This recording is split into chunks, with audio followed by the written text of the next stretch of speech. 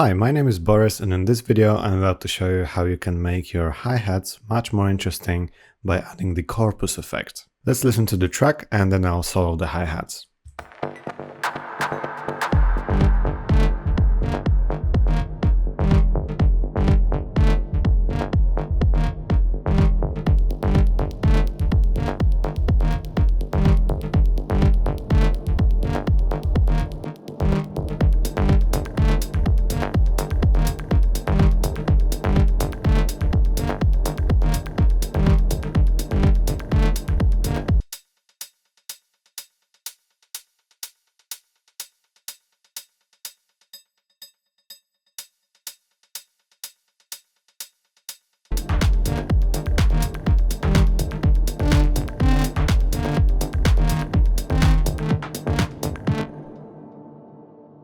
Okay, so as you can hear, this Corpus effect really adds that nice metallic tone. And before we get into the details of how to make this, if you like what we are doing on this channel, consider subscribing for more Ableton Live tips like this one. We've got a lot more coming up. And you'll find the links to both this project file and the samples in the description. This melodic techno project file is called Decades, and this actual hi-hat sample comes from our band Boomer pack, which is also available below the video. Okay, so let's find the sample. It's here in our Boomer pack. If we go to sample pack, loops, hat loops, it is here the loop 19. And this sample by itself sounds quite noisy, but instead of layering it with a more metallic hi-hat, in this track the Corpus is added in order to make it fit the track a little bit more, because we've got some other metallic-y sounding drum elements as well. For instance, this blip sort of percussion loop.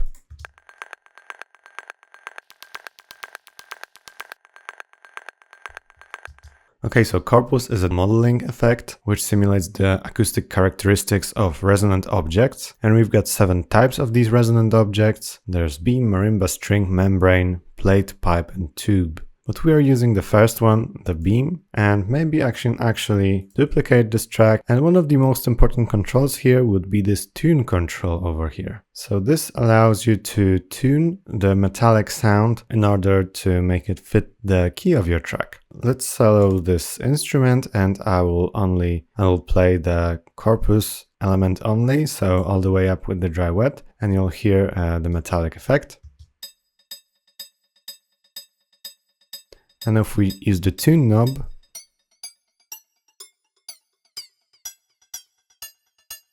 and as you can hear, if we use the tune knob, we can pitch it up and down, which is really handy here. And we've even got this display, which tells us what note we are playing with our frequency right now. So I can actually show you it with operator. We are in G minor, the track is in G minor, and if we use an operator with a sine wave and a spectrum after that, you will see if I play G2, it will actually correspond with our 196 Hz. So that would be G3 and G2. 196, you can see it in the lower left corner of spectrum. Just a quick break before we go back to the tutorial. If you find these type of videos helpful, we can highly recommend the PML Academy with over 35 full-length online courses, spreading over topics like writing chords and melodies or arranging your songs to producing entire songs from start to finish. So check out the link in the description to see what's inside the all courses bundle exactly.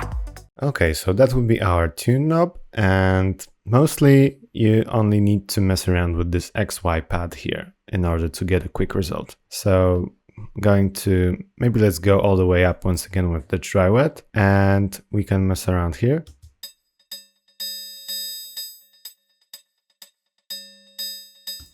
So here's how it works. If you go right here, you increase the decay, and if we go up and down here, you change the timbre of the sound. So this decay and material controls are actually available below the XY pad. And there are also different modes here. We're using the medium mode over here. And we are actually doing 50% of dry wet in order to blend equal parts of the original signal and our Corpus. We're adding a bit of room reverb, so basically a stock reverb preset. I can actually drop it right here. So reverb, and we've actually disabled all the filters here, as well as the spin and the chorus, and brought down the decay time to add a little bit of a room reverb, and went down with this dry wet. And this is what you see on the right, and it just gives that little splash of reverb so that the hi-hat doesn't sound so dry. And this echo right here, this is actually also the default preset of echo, and we're just adding a slight amount up to 10% in order to make it a bit more rhythmic, so it makes it a bit more groovy if we add this dotted eighths rhythm,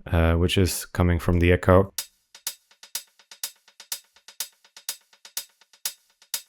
You don't want it to be too present. It makes the hi-hat sound a little bit more interesting, but it's not obvious that this is going on. And that would be it. After here, we've got utility, which just brings down the gain. And this is all that is going on this metal hi-hat. Alright, thank you guys very much for watching. Consider checking out our Music Production Academy. We've got courses for both beginners and more advanced producers. Subscribe and hit the notification bell. Like and comment if you liked this video, and I will see you in the next ones.